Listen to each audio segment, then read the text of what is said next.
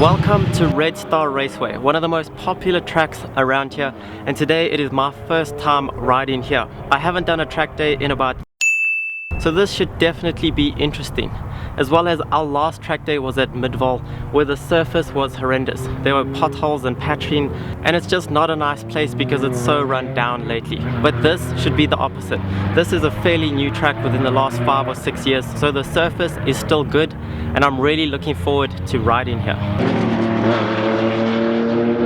So those are the cars taking up the track while we wait, because today is only a half day unfortunately, but it's better than none at all. So with that said, we've got a lap timer today to see how slowly I go, but to see how much I can progress within a day. But anyway, let's head out on our first session.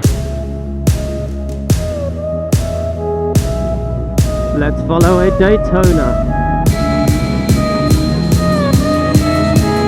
He looks fun.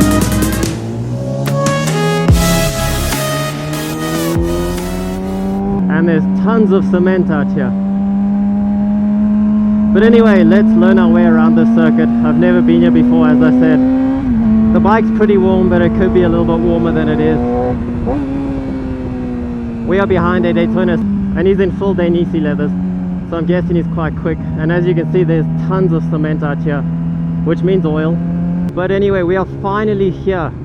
I've been wanting to ride on Red Star Raceway since it came out, and we are only just getting here now. Besides all the cement, the surface looks lovely. I'm glad I let everyone go in front because now I can see where all the dust is. And we get to play with this little lap timer here. It says it's waiting for mag strip. So we'll see what it does when we cross the line. Who knows if it's going to work? I don't know if it requires more setup than I've given it. And from what I believe, this is a racetrack that's better suited to a 600 because it's quite tight. And obviously, you need quite a bit of talent to make 1,000 go fast around here, with all that extra power, which I clearly don't possess. And it seems like quite a long lap. We're already at 2.6 Ks. I was enjoying watching the Daytona go around, but he clearly didn't want to play with me.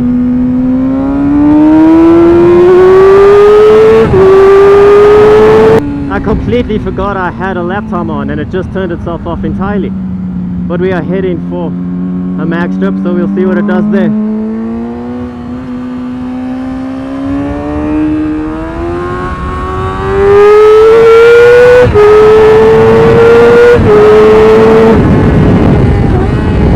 It doesn't seem interested at all.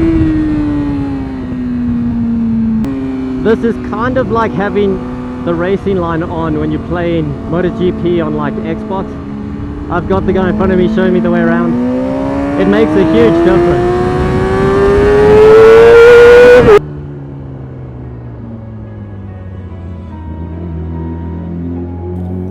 With the first session over and a better idea of which way the track goes, the second session was much more enjoyable. I could pretend that I was picking up the pace, braking later and harder, working on my lines now that my PlayStation racing line had gone, and wondering how big the house could have been if they had used all the cement on the corner, which was now known just as Cement Corner.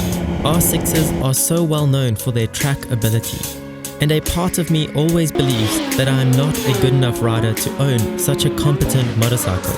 And as true as that may be, I never felt like I was holding it back, more like it was pushing me forward.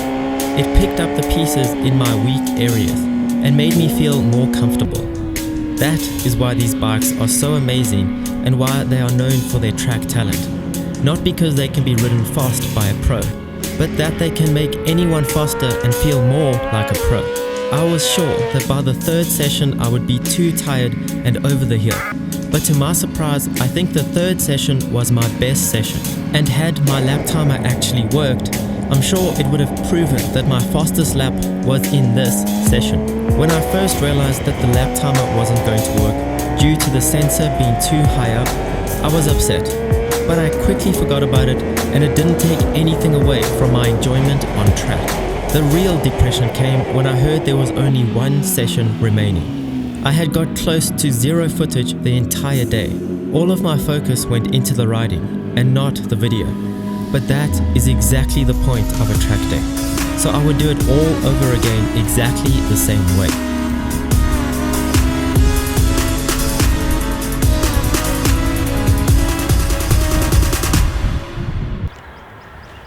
Well, even though we couldn't use the lap timer this time, at least now we have a bracket for it, and next time we go to the track, hopefully sooner than 7 months time, we can put it back on, put the sensor in a different place, lower down in the belly pan, and see if it works that time.